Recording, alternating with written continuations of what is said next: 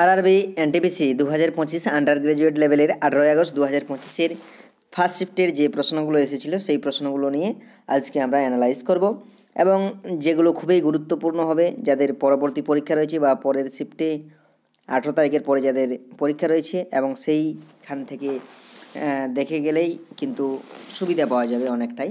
তো চলো শুরু করা যাক। প্রথম প্রশ্ন কি রয়েছে দেখো, নিচের কোন ভিটামিনটি চর্বিতে দ্রবণীয় বা ফ্যাটে দ্রবণীয় বা ফ্যাট সলিউবল যেটাকে বলে, তাহলে ফ্যাটে দ্রবণীয় ভিটামিন বা চর্বিতে দ্রবণীয় ভিটামিন সেগুলো হচ্ছে কি এডিইকে এই চারটি কিন্তু ফ্যাটে দ্রবণীয় ভিটামিন এবং জলে দ্রবণীয় ভিটামিন সেটা হচ্ছে কি বি কমপ্লেক্স এবং সি। এটা হচ্ছে কিন্তু আমাদের কি এটা জলে দ্রবণীয় ভিটামিন। তাহলে আমাদের যে অপশানগুলো ছিল এডিইকে এর মধ্যে সেটাই হবে কিন্তু সঠিক উত্তর। নেক্সট দেখো কী রয়েছে, পালং শাকে কোন রঞ্জক পাওয়া যায় পালং শাকে। তাহলে পালং শাকে যে রঞ্জকটি পাওয়া যায় সেই রঞ্জকটা হচ্ছে কি ক্লোরোফিল পাওয়া যায় এবং ক্লোরোফিল হলো একটি সবুজ রঞ্জক পদার্থ যা উদ্ভিদের পাতায় ফটোসিনথেসিস প্রক্রিয়ায় আলোক শোষণ করে। এছাড়াও দেখো কি রয়েছে যে পালং শাকের পাতায় সাধারণত আরও কিছু রঞ্জক থাকে, ক্লোরোফিল এ ও বি মূল সবুজ রঙের জন্য দায়ী। এছাড়াও কি রয়েছে ক্যারোটিন, হালকা হলুদ রঙের উপাদান বা কমলা, জেন্থোফিল থাকে হলুদ রঙের রঞ্জক, এগুলোও থাকে। 2025 সালে এনপিডব্লিউডি অর্থাৎ nuclear weapons prohibition or the disarmaments পারমাণবিক অস্ত্র নিরস্ত্রীকরণ বা নিষিদ্ধকরণ বা নিরস্ত্রীকরণ সম্পর্কে চুক্তি বা সভা কোথায় আয়োজিত হয়েছিল? এটি কিন্তু আয়োজিত হয়েছিল কোথায়? আমাদের জাতিসংঘের সদর দপ্তর নিউ ইয়র্কে কিন্তু আমাদের এটি হয়েছিল 3 থেকে 7 মার্চের মধ্যে। 3 থেকে 7 মার্চ 2025 মধ্যে হয়েছিল এবং এর গুরুত্ব কী ছিল যে পারমাণবিক অস্ত্র নিষিদ্ধকরণ চুক্তির রাষ্ট্রপক্ষ সমূহের এটি পারমাণবিক নিরস্ত্রীকরণ লক্ষ্য একটি গুরুত্বপূর্ণ আন্তর্জাতিক উদ্যোগ ছিল। ঠিক আছে, নেক্সট পরের প্রশ্ন কি রয়েছে দেখো, মণিপুরের সরকারি ভাষা কি? তাহলে মণিপুরের সরকারি ভাষা হচ্ছে মণিপুরি ভাষা বা যেটাকে বলে হয় মৈতলন। ঠিক আছে, মৈতলন নামেও মৈতলনেই আসল অ্যাকচুয়ালি, সেটাই কিন্তু যা মণিপুরি ভাষা নামে পরিচিত। এটি ভারতের 8ম তফসিলি অন্তর্ভুক্ত ভাষাগুলোর মধ্যে একটি এবং মণিপুরি ভাষা মূলত মৈতৈ জাতিগোষ্ঠীর দ্বারা ব্যবহৃত হয়। ঠিক আছে, এই মৈতৈ মায়েক বা বাংলা লিপি উভয়ে লেখা হয়, যদিও বর্তমানে মৈতেক মায়েক ব্যবহারের দিকে আরও বেশি গুরুত্ব দেওয়া হচ্ছে। হাইকোর্ট কোন ধারার অধীনে রিট জারি করে? তাহলে হাইকোর্ট রিট জারি করতে পারে 224 নম্বর ধারা নম্বর 224 নম্বর ধারা। ঠিক আছে, 4 ধরনের রিট: বন্দি, প্রত্যক্ষকরণ, পরমাদেশ, অধিকার পৃচ্ছ, ঠিক আছে, আর উৎপ্রেষণা। এই 4 ক্ষেত্রে আমাদের কিন্তু কী করতে পারে? রিট জারি করতে পারে। প্যারিসে অনুষ্ঠিত এআই অ্যাকশন সামিট 2025 এর সভাপতিত্ব কে করেছিলেন? এর সভাপতিত্ব করেছিলেন ফ্রান্সের রাষ্ট্রপ্রধান বা রাষ্ট্রপতি যেটা বলা হয় এনুয়েল ম্যাক্রন এবং ভারতের প্রধানমন্ত্রী নরেন্দ্র মোদী। এই দুজন কিন্তু এআই অ্যাকশন সামিটের সভাপতিত্ব করেছিলেন। নেক্সট দেখো কী রয়েছে, ভারতের সংবিধানে কোন অনুচ্ছেদের অধীনে জাতীয় তফসিলি কমিশন অর্থাৎ এনসিএসসি প্রতিষ্ঠিত হয়েছিল? এটি অনুচ্ছেদ নম্বর 338 এর অধীনে জাতীয় তফসিলি জাতি কমিশন গঠিত হয় অর্থাৎ national commission for schedule caste প্রতিষ্ঠিত হয়েছে। এই কমিশনের কাজ হচ্ছে তফসিলি জাতির সামাজিক, অর্থনৈতিক এবং শিক্ষাগত উন্নয়ন নিশ্চিত করা, তাদের বিরুদ্ধে বৈষম্য এবং শোষণের অভিযোগ তদন্ত করা, কেন্দ্র ও রাজ্যের সরকারকে পরামর্শ দেওয়া এবং সংসদে প্রতিবেদন দাখিল করা।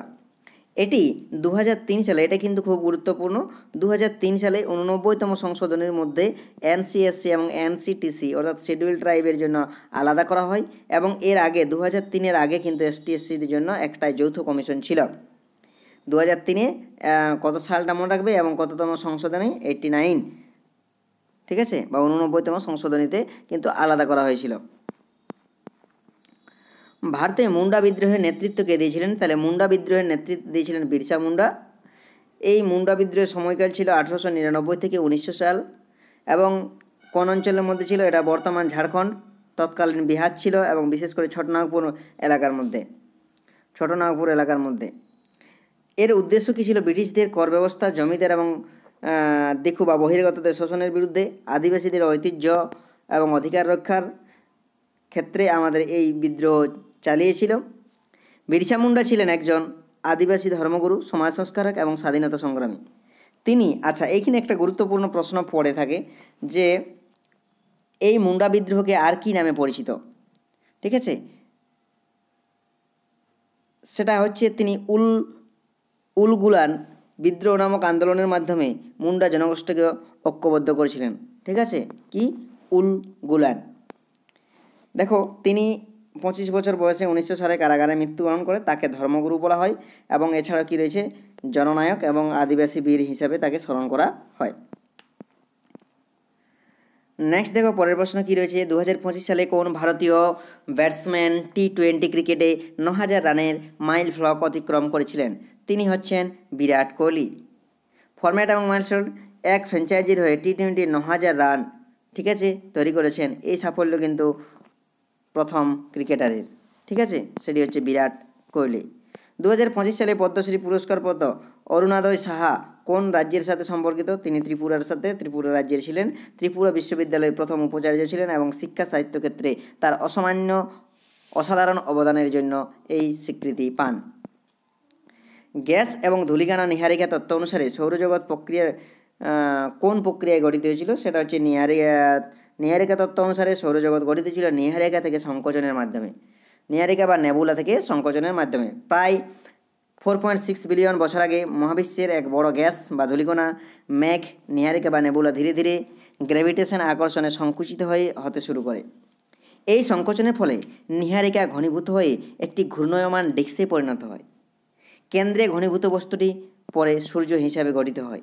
ডিস্কের বাইরে থাকা ধূলিকণা বা গ্যাস ধীরে ধীরে একত্রিত হয়ে গ্রহ, উপগ্রহ, গ্রহাণু এবং অন্যান্য সৌরজগতীয় বস্তুর সৃষ্টি হয়। পরের প্রশ্ন কী রয়েছে দেখো, কোন সালে ভারতীয় প্রশাসনিক পরিষেবা বা IAS, ভারতীয় পুলিশ পরিষেবা IPS এবং অন্যান্য সমস্ত সর্বভারতীয় পরিষেবাকে একটি একক কাঠামোতে একীভূত করা হয়েছিল?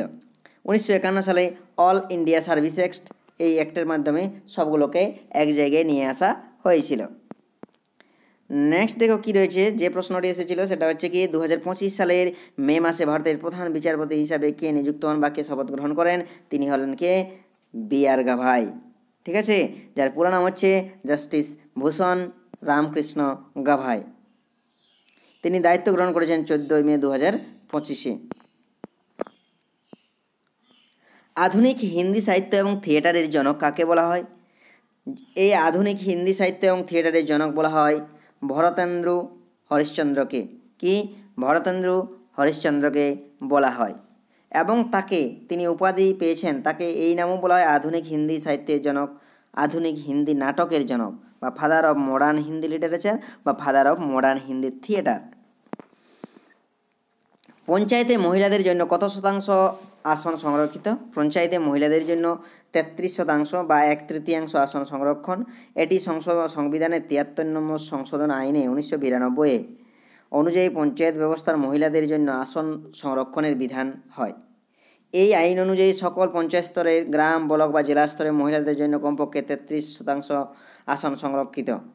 এটি শুধু সদস্য পদে নয়, চেয়ারপারসন বা সভাপতি পদের জন্য এটি প্রযোজ্য। এছাড়াও আসন সংরক্ষিত আসনগুলোর মধ্যে অনুপাত অনুযায়ী তফসিলি জাতি SC অর্থাৎ তফসিলি উপজাতি STর নারীরা অন্তর্ভুক্ত থাকেন। নেক্সট কী রয়েছে, লরিসাস পুরস্কার প্রাপ্ত সিমন বাইলস কোন খেলার সাথে যুক্ত ছিলেন? তিনি ছিলেন জিমন্যাস্টিক খেলার সাথে যুক্ত ছিলেন। তিনি যুক্তরাষ্ট্রের একজন কুশল আর্টিস্টিক জিমন্যাস্ট, ইতিহাসের অন্যতম সফল এবং সর্বাধিক পদকজয়ী জিমন্যাস্ট, ঠিক আছে, তিনি হলেন সিমন বাইলস। তার ঝুলিতে অলিম্পিক এবং ওয়ার্ল্ড চ্যাম্পিয়নশিপ মিলিয়ে বহু স্বর্ণপদক রয়েছে। বৈদিক যুগে 4টি বেদের প্রধানত কী কী বর্ণনা করা রয়েছে? তাহলে ঋগ্বেদে কি বর্ণনা? ঋগ্বেদে আমাদের 4টি বেদের, আমাদের বৈদিক যুগে 4টি বেদের কথা উল্লেখ পায়। ঋগ্বেদ, ঋক, সাম, যজু, অথর্ব, এই 4 ধরনের বেদ পাওয়া যায়। ঋগ্বেদ, সামবেদ, যজুর্বেদ, অথর্ববেদ। ঋগ্বেদ সম্পর্কে আমরা কি জানতে পারি? স্তোত্র বা দেবতার স্তব। সামবেদ সম্পর্কে কি জানতে পারি? সঙ্গীতময় মন্ত্র, যজুর্বেদ থেকে যজ্ঞের বিভিন্ন বিধান বা প্রক্রিয়া, অথর্ববেদ থেকে জানতে পারি জাদু মন্ত্র বা চিকিৎসা সম্পর্কে আমরা জানতে পারি। তো মূল উদ্দেশ্য কি বর্ণনা, এই চারটার থেকে যেটা পাই সবগুলো কিন্তু মন্ত্র, ঠিক আছে, মন্ত্র বা কিছু নিয়ম আমরা জানতে পাই। তো সঠিক হবে মন্ত্র বা নিয়ম, যেটা থাকবে তোমাদের অপশানে এই চারটির একটাই মানে মন্ত্র বা কিছু নিয়ম আমরা কিন্তু জানতে পারি। বন্যপ্রাণী অভয়ারণ্য মূলত কেন প্রতিষ্ঠিত হয়েছিল? এটি প্রতিষ্ঠিত হয়েছিল বন্যপ্রাণী এবং তাদের প্রাকৃতিক আবাসস্থল রক্ষা করার জন্য কিন্তু আমাদের এটি প্রতিষ্ঠিত করা হয়েছিল। রেল পরিবহনের তুলনায় সড়ক পরিবহন কেন বেশি কার্যকর বলে মনে করা হয়? এটি বেশি কার্যকর মনে করা হয় কারণ সংক্ষিপ্ত দূরত্ব বা ডোর টু ডোর পরিষেবা পাওয়া যায়, দ্রুত চলাচল এবং দৈনন্দিন ব্যবহার।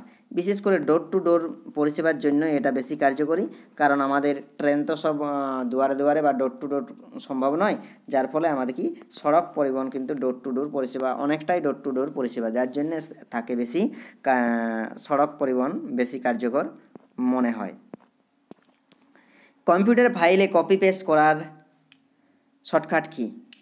তাহলে কপি করতে হলে কপি করার জন্য Ctrl+C উইন্ডোতে, ঠিক আছে। ম্যাকে যদি বলা হয় Command+C, পেস্ট করতে হলে উইন্ডোতে Ctrl+V এবং Command+V ম্যাকে। কাট যদি করতে হয় Ctrl+X উইন্ডোতে, ম্যাকে হবে Command+X।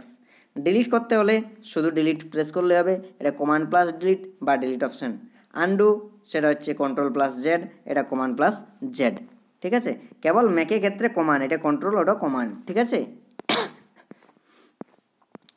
তো ঠিক আছে, এই প্রশ্নগুলো থ্যাংক ইউ। আর যারা চ্যানেলে ফার্স্ট টাইম ভিজিট করছেন তারা অবশ্যই চ্যানেলটিকে সাবস্ক্রাইব করে বেল আইকনকে প্রেস করে রাখুন পরবর্তী আপডেট পাওয়ার জন্য। এবং যারা পিডিএফ নিতে চাও তারা অবশ্যই টেলিগ্রাম লিঙ্কে যুক্ত হয়ে পিডিএফ সংগ্রহ করতে পারো এবং লিঙ্ক দেওয়া থাকবে ডেসক্রিপশন বক্সে, ঠিক আছে। Thank you.